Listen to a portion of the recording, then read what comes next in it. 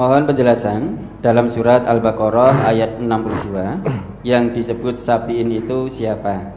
Dan mohon penjelasan atau pemahaman tentang ayat tersebut untuk kondisi sekarang ini yang masih ada yang beragama Yahudi dan Nasrani. Coba dibaca. Innal ladzina amanu wal ladzina hadu wan nasara was-sabiina man amana billah wal yaumil akhir dan seterusnya itu.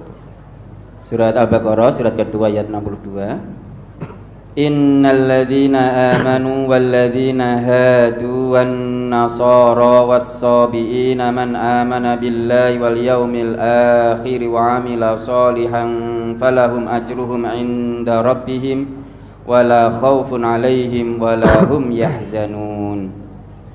Sesungguhnya orang-orang mukmin, orang-orang Yahudi, orang-orang Nasrani dan orang-orang Sabiin, siapa saja di antara mereka yang benar-benar beriman kepada Allah, hari kemudian dan beramal soleh, mereka akan menerima pahala dari Tuhan mereka. Tidak ada kekhawatiran terhadap mereka dan tidak pula mereka bersedih hati. Orang Sabiin itu orang yang menyembah bintang-bintang atau dewa-dewa, atau orang yang mengikuti syariat nabi-nabi terdahulu.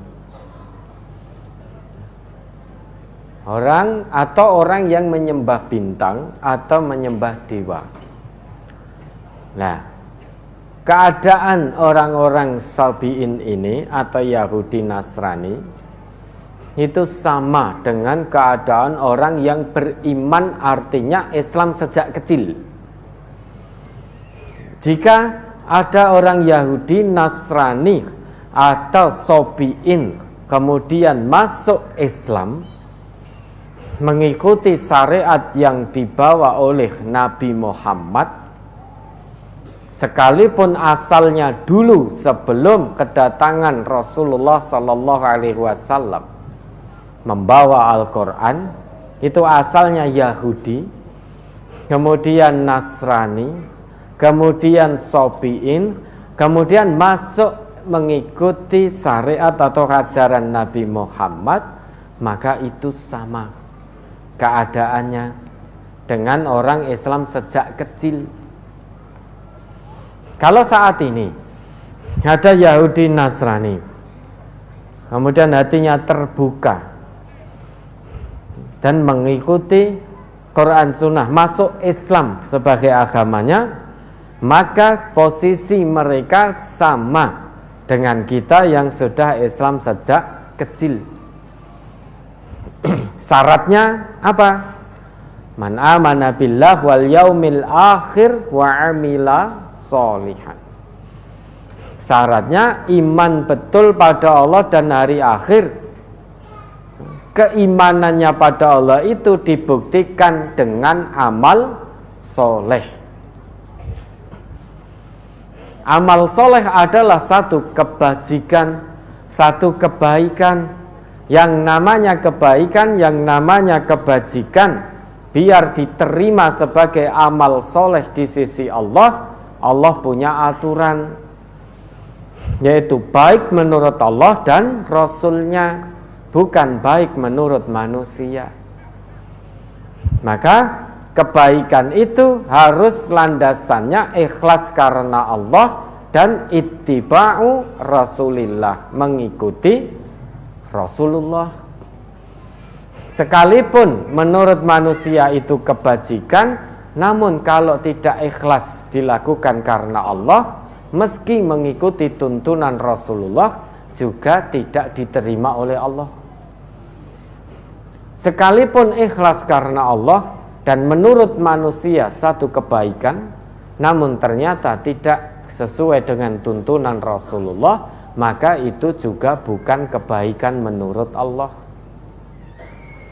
Nah, keimanan agar bisa diterima oleh Allah itu harus dibuktikan dengan amal soleh.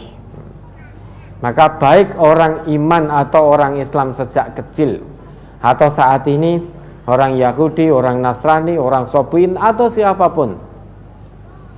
Kemudian hatinya terbuka sehingga menerima hidayah kebenaran dinullah ini, lantas menjadikan Islam sebagai jalan hidupnya, maka keadaannya sama jika dia beriman pada Allah dan hari akhir, dan imannya itu dibuktikan dengan amal soleh, dia akan mendapatkan yang sama dengan apa yang didapatkan orang Islam sejak kecil, yaitu la khaufun alaihim walahum yahzanun.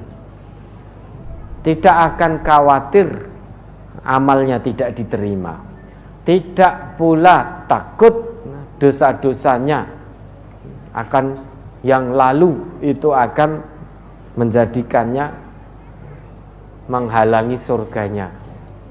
Tidak bersedih hati sehingga hatinya tenang, dosanya dihapus oleh Allah, kesalahan-kesalahannya dihapus oleh Allah, dosanya diampuni oleh Allah.